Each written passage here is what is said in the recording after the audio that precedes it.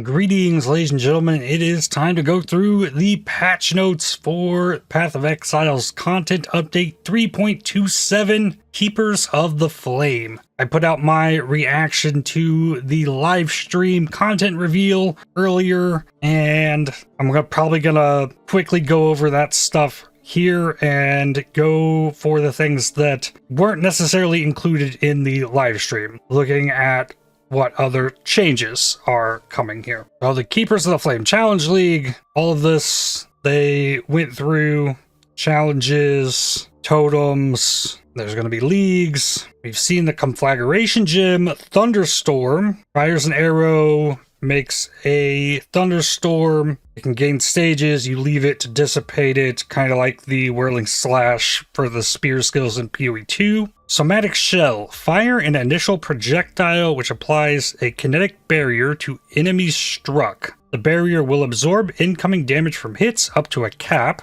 On reaching this cap, the barrier will explode, dealing damage in an area and releasing a projectile which will seek another nearby target. Projectiles created this way can themselves apply Somatic Shell to targets hit. Okay. Kinetic Fusillade. Manifest a hovering kinetic anomaly. After a short duration, the anomaly is flung at an enemy, causing an explosion on impact and chaining to further targets.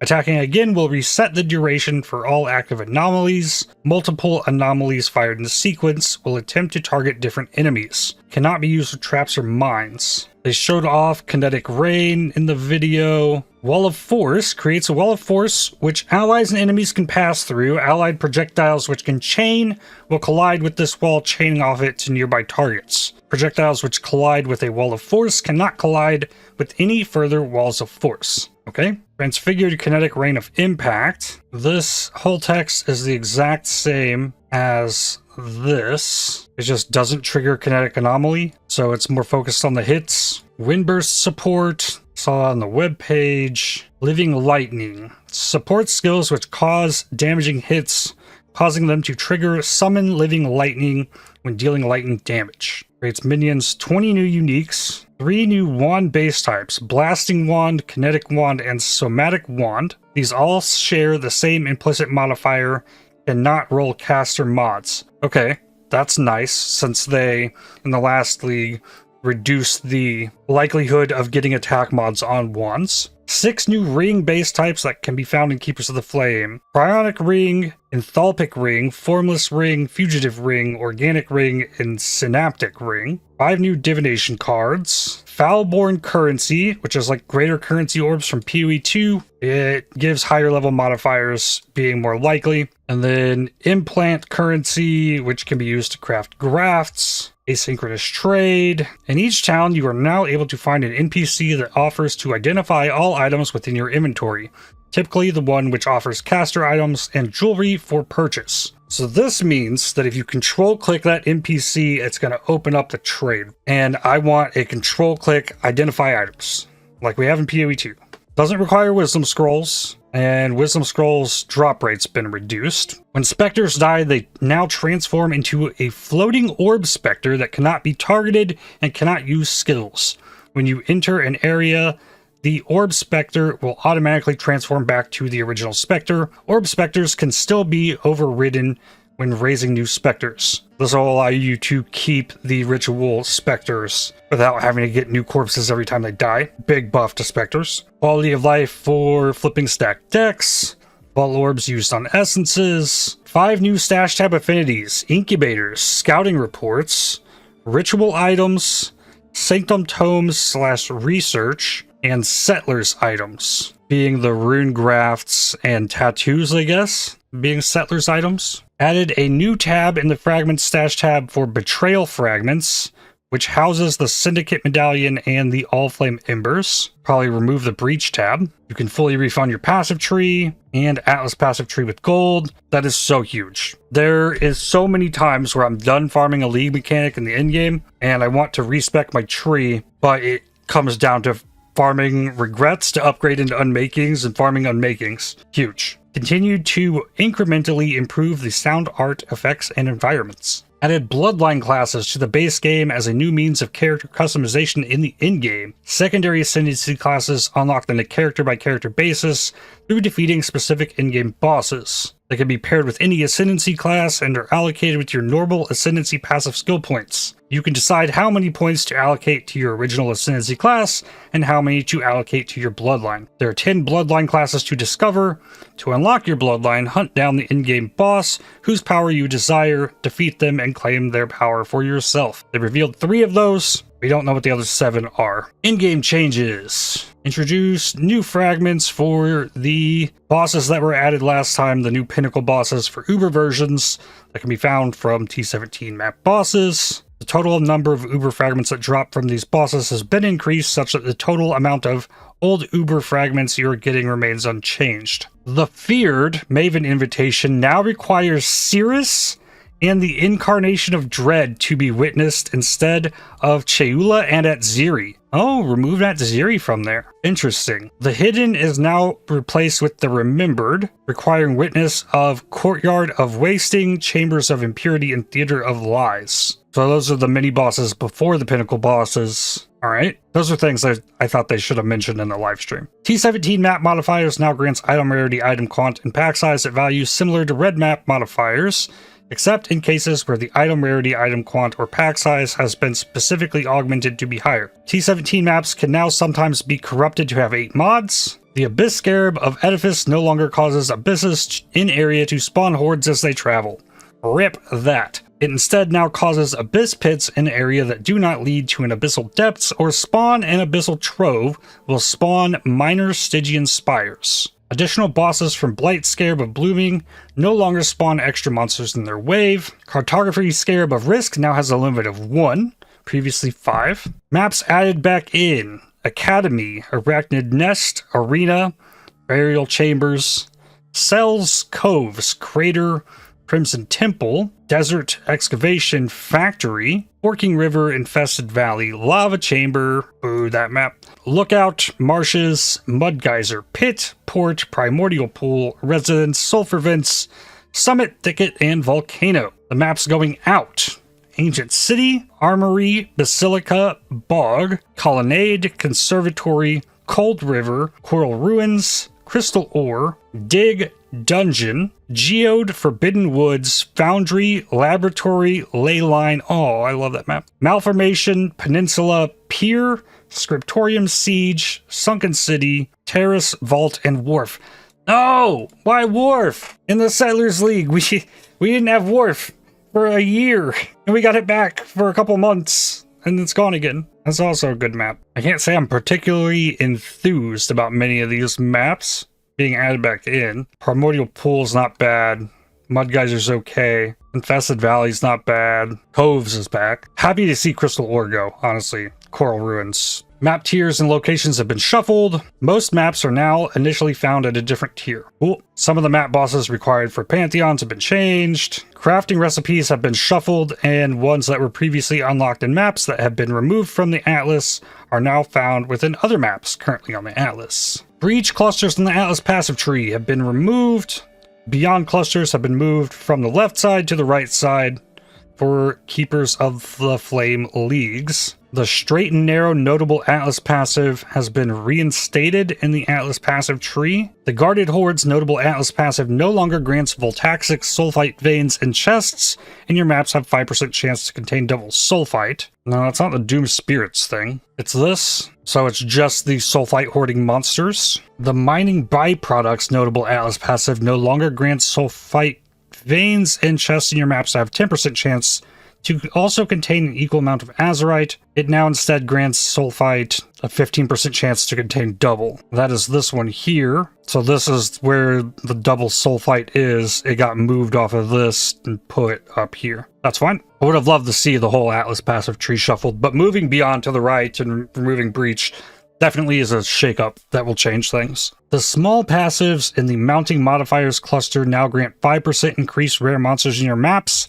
Previously, 3% increased effective explicit mods. Chiseled Perfection, 5% magic monsters instead of explicit mods. Small passives in the Invasive Adversaries now grant 1% increased map pack size. The 4 small passives on the interior of the Atlas tree now grants 2% increased rarity of items found in your maps instead of effect of explicit mods on maps. The 4 small passives on the interior of the Atlas tree. Maybe it's these ones here, these 2 connectors and these 2 connectors. It can't mean these ones here, quant and rarity. It's something that gave explicit mod effect. These ones here are going to have pack size. These ones are going to have magic monsters. And these ones are going to have rare monsters. I like that change. The notables might still have the map mod effect. The 5% rarity and 1% quant is now 3% rarity and 1% quant. That is these ones.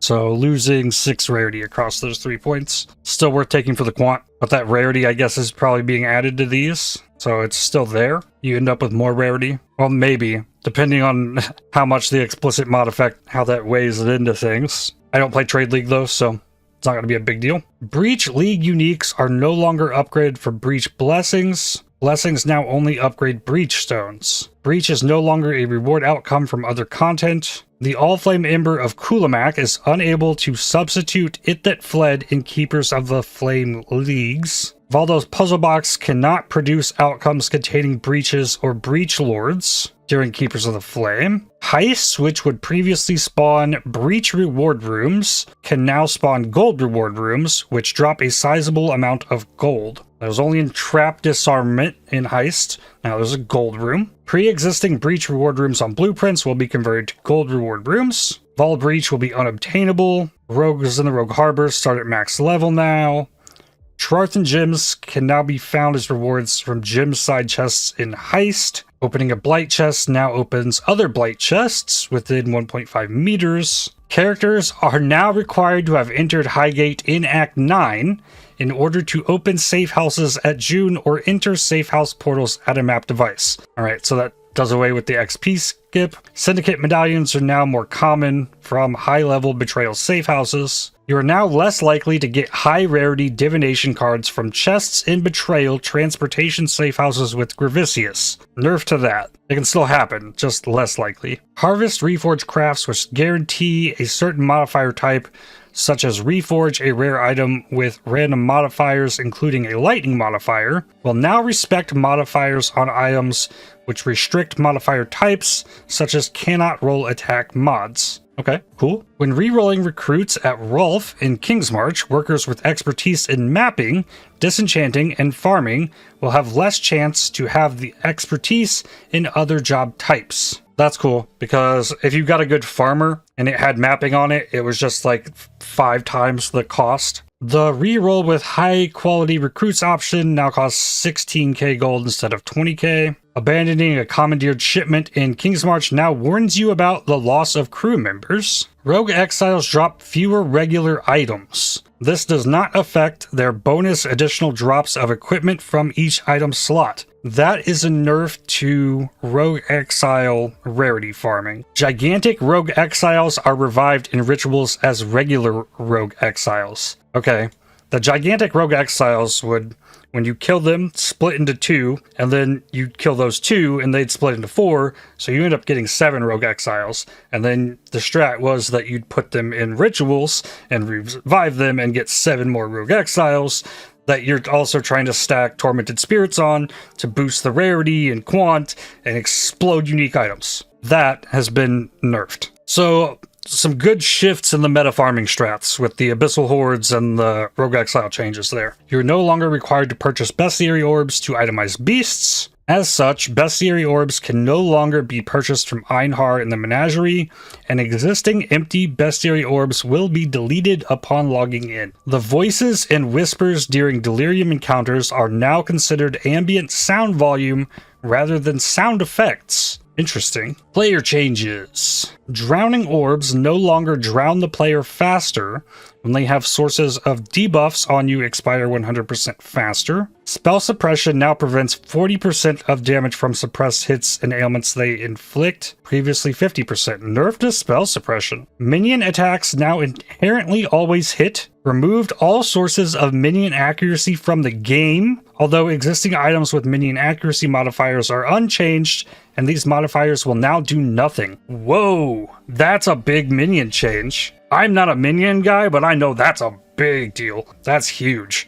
actually. Sources that specified other rings have been changed to clarify they work with the opposite ring instead, given that you can now get a third ring slot as part of one of the Bloodlines Ascendancy things. Skill gym changes. Chain Hook of Charthus, 25% more damage at all gym levels, and can throw chains at more targets. Cyclone, 20% more damage at all gym levels. Cyclone of Tumult, more damage at all gym levels. Bladefall, base crit chance up to 10 from 6. Bladefall of Impaling, 15% crit chance from 10. Damage has been increased by 50% at all gym levels for Bladefall of Charthus, and crit chance increased. Bladefall of Vaal, crit chance increased. Blast Rain of Charthus, radius increase, and more base fire dot. Good.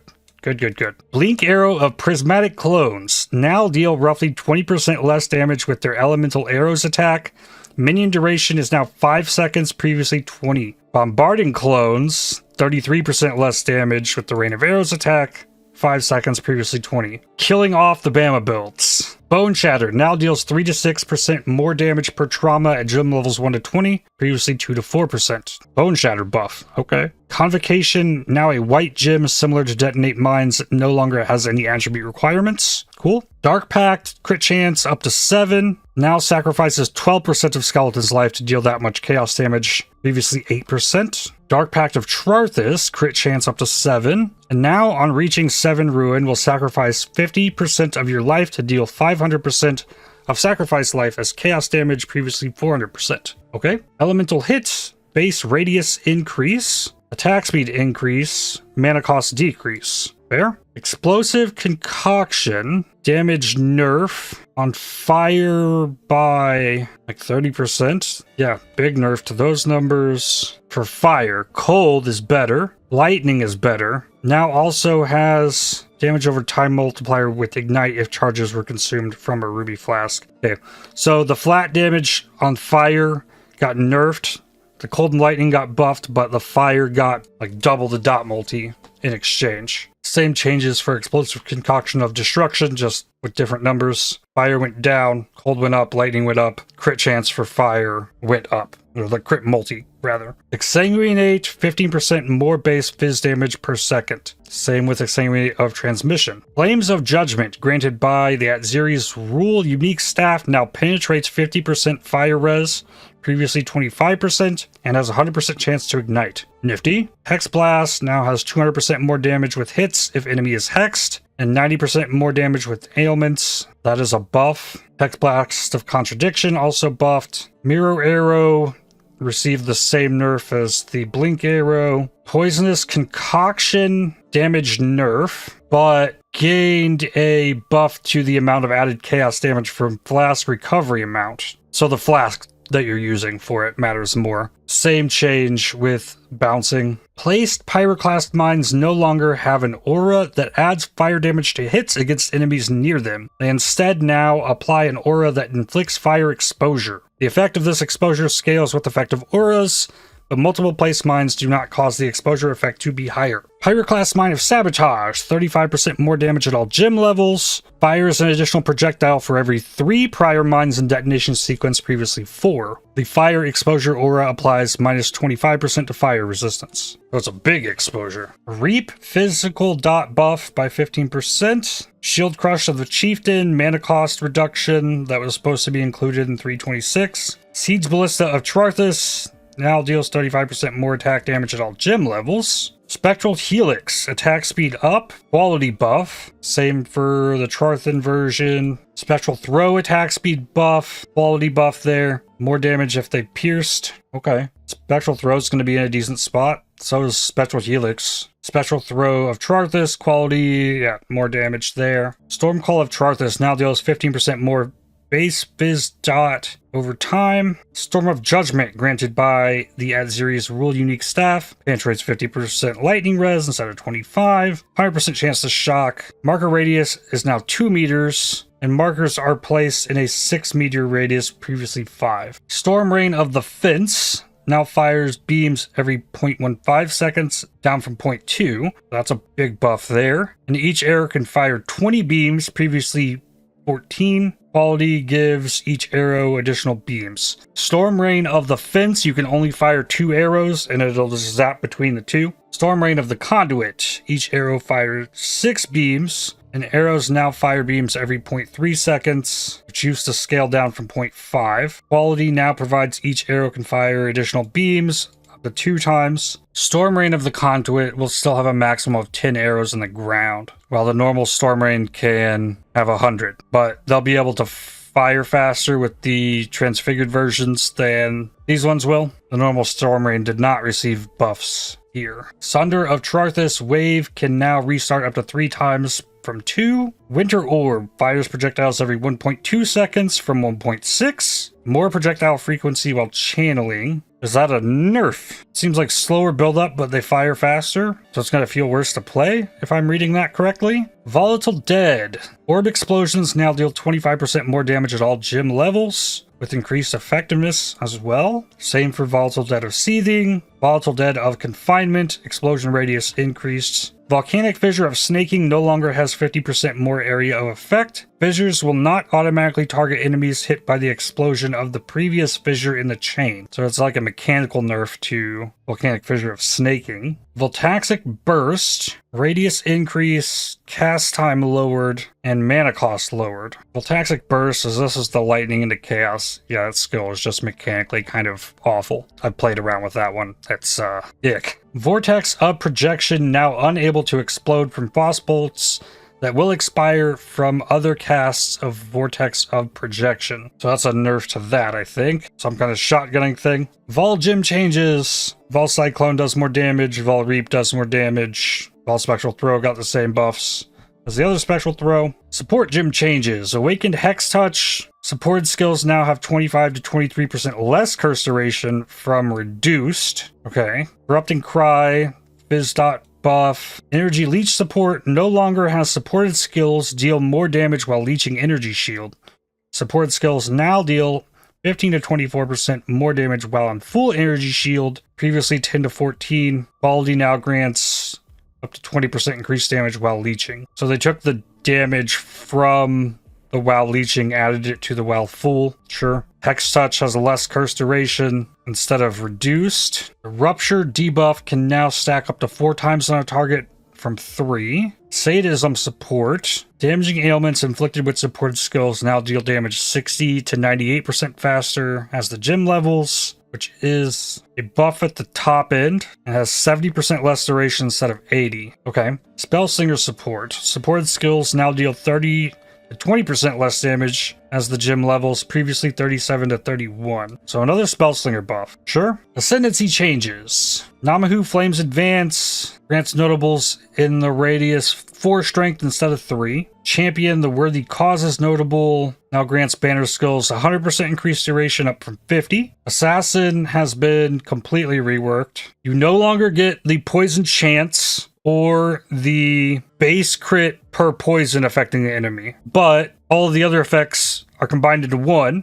and then now there's a second node behind it that makes all damage be able to poison. That would be these nodes back here. There is 40% of physical damage taken recouped as life, unaffected by damaging ailments. So that means no bleed, no poison, no ignite. Mistwalker is still the same. Unstable Infusion is increased chance for the power charge generation. Beyond that is Death Marked. No longer the scaling base crit. It says trigger level 30 Assassin's Mark on critical strike against a rare unique enemy and you have no mark. Marked skills cost no mana. Marked enemies cannot evade attacks. So a way to bypass needing accuracy there. And then also beyond Unstable Infusion, base spell crit chance is equal to that of main hand weapon. So I think that's pretty solid with wands and daggers. Raise the base crit on certain spells. And the last cluster here, 2 of the nodes are combined into 1, but you have to pick, dealing more crit chance and increased multi against enemies on low life or that are not on low life. It's no longer on full life, so you can do extra crit chance and multi and have Culling Strike on enemies that are above 35% life or below 35% life. Beyond that is opportunistic. Damage from crits cannot be reflected. 25% more damage while there's at most 1 rare unique enemy, 35% less while there are at least 2 rare uniques. This was buffed. It was 20 and 20, I believe. Now it's 25 and 35. So nice defensive node there, but it's behind this. And that explains all of the assassin stuff. The Heartstopper notable on Trickster now grants every 10 seconds, take 50% less damage from hits for 5 seconds, from 40, and 50% less damage over time for 5 seconds. So that node is buffed. The Soul Drinker notable Ascendancy passive no longer has 20% increased attack and cast speed while leeching ES. The Spellbreaker notable no longer has 20% chance to suppress spell damage and now has prevent 15% of suppressed spell damage while on full energy shield, up from 10. So that is a nerf of 5 because the cap on spell suppression went from 50 to 40. But this will still take you to 55. That's only while on full energy shield. The One Step Ahead notable Ascendancy passive now has your action speed is at least 90% of base value, previously 108%, and nearby enemy monsters' action speed is at most 90%, previously 92%. So now it seems like it has no effect on you unless you are slowed. So if you get chilled, you can only drop to 90%, based on how I believe that is worded. But if you're at 100% action speed, I don't think it would change anything. Whereas before, it was like a speed increase, and it is a bigger buff to slowing monsters' action speed. Saboteur, like clockwork, now grants 40% increased cooldown instead of 30, so that's a buff. The Elementalist Legion Primordial now provides 50% golem buff effect instead of 100%. I think that's fair. Necromancer Corpse Pact notable Ascendancy passive now has 4% increased attack and cast speed for each corpse consumed recently, up to a maximum of 200%. Previously it was 2% scaling, so 4%. Pathfinder Master Distiller buffs to the LE Pin, Crit Chance, and Physics Extra Chaos, depending on the different flasks. Warden, Lesson of the Seasons notable, now has prevent 3% of spell suppression per bark below maximum from 2%. Bark Skin granted by the Mother's Teaching notable passive skill no longer has a mana reservation. That's huge. Big defensive buff for Warden there if you go into the Bark Skin, and a way to counter some of the loss in spell suppression. I like all those changes. I don't think Trickster got hit super hard. So this loses the 20% attack and cast speed while leeching. You still get the leech is not removed at full. You still get the damage leeches ES. They didn't nerf Escape Artist anymore. Escape Artist got nerfed in the last patch. A bit of a nerf to One Step Ahead, but I didn't even use that. I got the Frenzy Charges on my build. Polymath is still the exact same. So you have crazy ES on kill, and then a buff to Heartstopper to kind of balance out the nerfs there. I don't think it was hit too hard. I think it'll be just fine. And Spellbreaker loses the chance, but gains the extra suppression. I don't think that's super good, because if you get hit with one spell, you just lose all that. Maybe only good if you have some kind of elusive worked into your build. Passive skill tree changes. Remove the accuracy mastery for minions. Replace the minion offense mastery for accuracy for cooldown. The Grave Pact cluster grants chaos res instead of minion accuracy. Makes sense. Unique item changes. The Ash Collar unique wand is now found on Goat's Horn, previously carved wand. That makes sense theming wise. That's a fire-based unique. Eclipse Solaris is now on Fawn's Horn instead of engraved wand. Grants a bunch more speed. Light Radius has a roll. And now adds 2 to 5 fire damage to attacks for every 1% of your light radius above base value. Interesting. The Glorious Madness buff from the Beacon of Madness unique Boots Embrace Madness skill now inflicts a random touch debuff every 2 seconds, previously every 1 second. Hynecor's Sight unique amulet now prevents more spell suppression as they nerfed the base value. Midnight Bargain unique wand is now on a calling wand. That makes sense. Moon Sorrow unique wand is now found on the kinetic wand base type. So this is an attack based wand, which is an attack based wand. Imbued wand is still going to be a spell wand. The Nebulous unique scepter now grants 5 to 10% increased elemental damage per 1% fire, lightning, or cold res above 75%. Previously 15 to 20% cold or lightning damage only. Now works for all elemental damage and can be used to scale up Righteous Fire.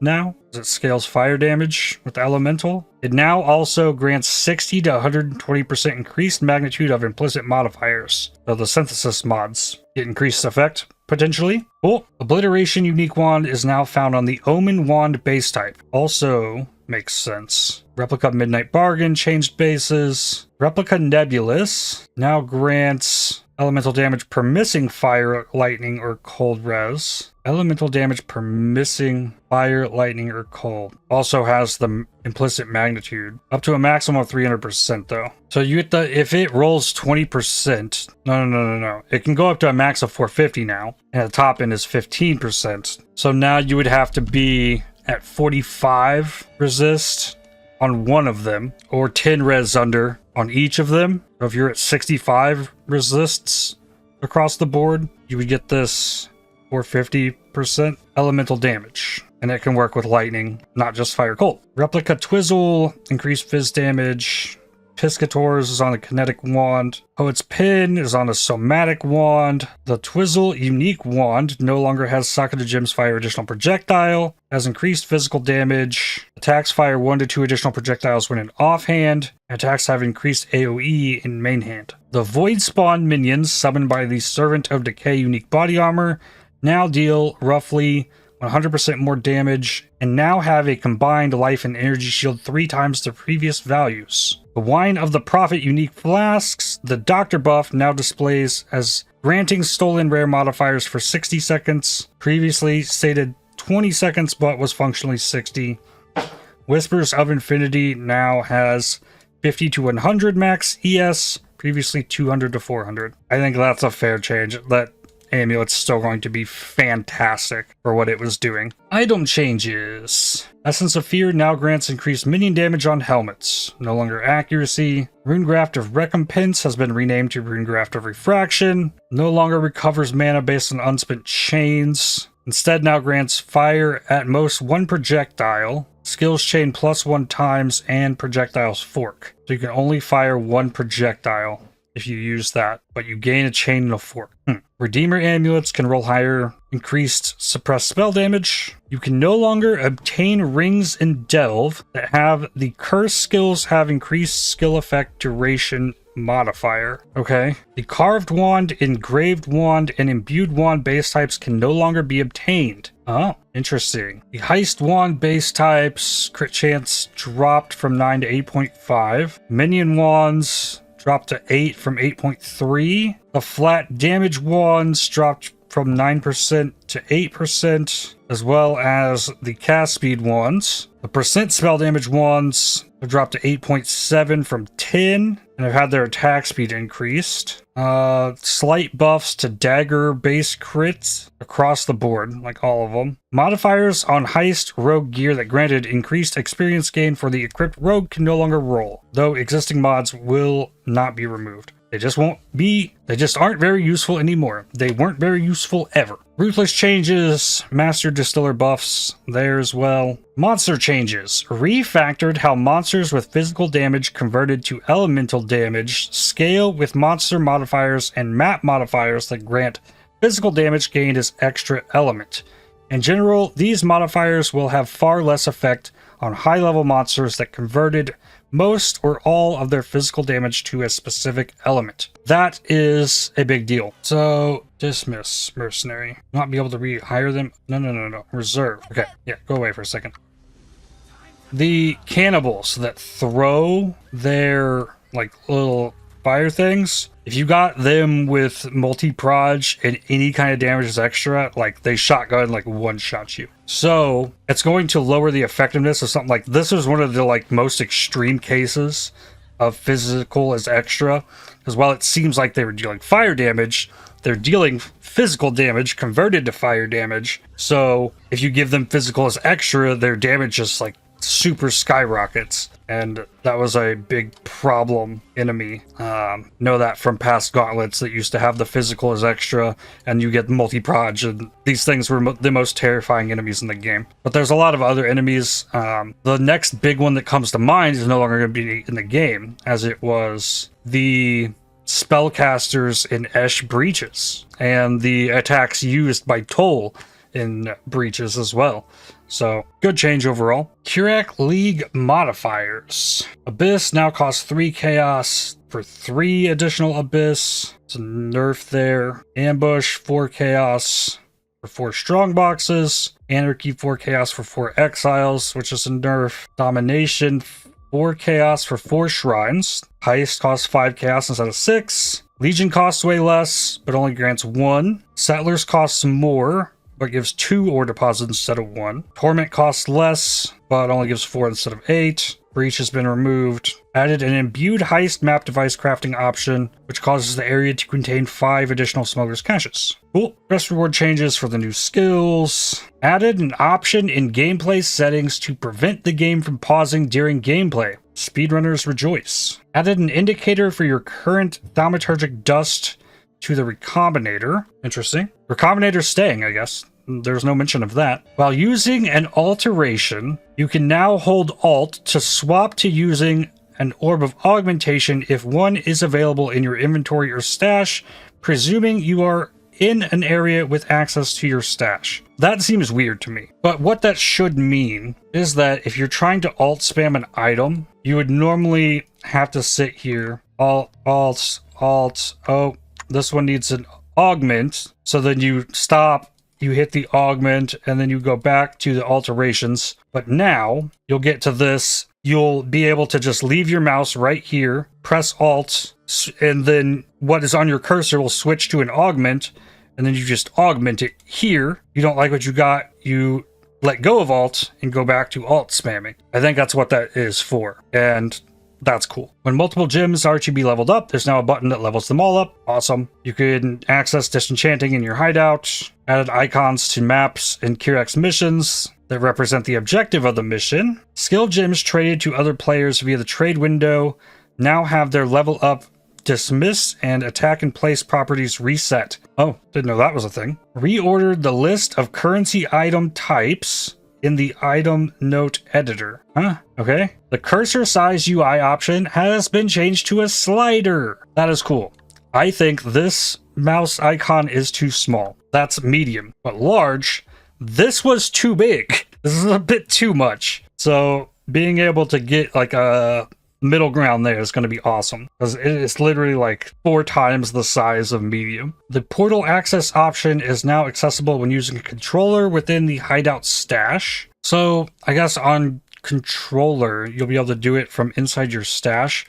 This is always really hard to find for me to like show this off here. But in here, if you go to your decorations for your hideout, there's a hideout options box here, and you can set the portal access to only friends, just party members, whatnot. You can disallow party members from visiting your hideout, guild members, friends to visit your hideout. You can set that all in here. It's pretty hidden. Probably didn't know about that. Increase the size of the resistance icons for bosses when playing on controller. Improved the management of cache files on console to avoid running out of temporary storage space.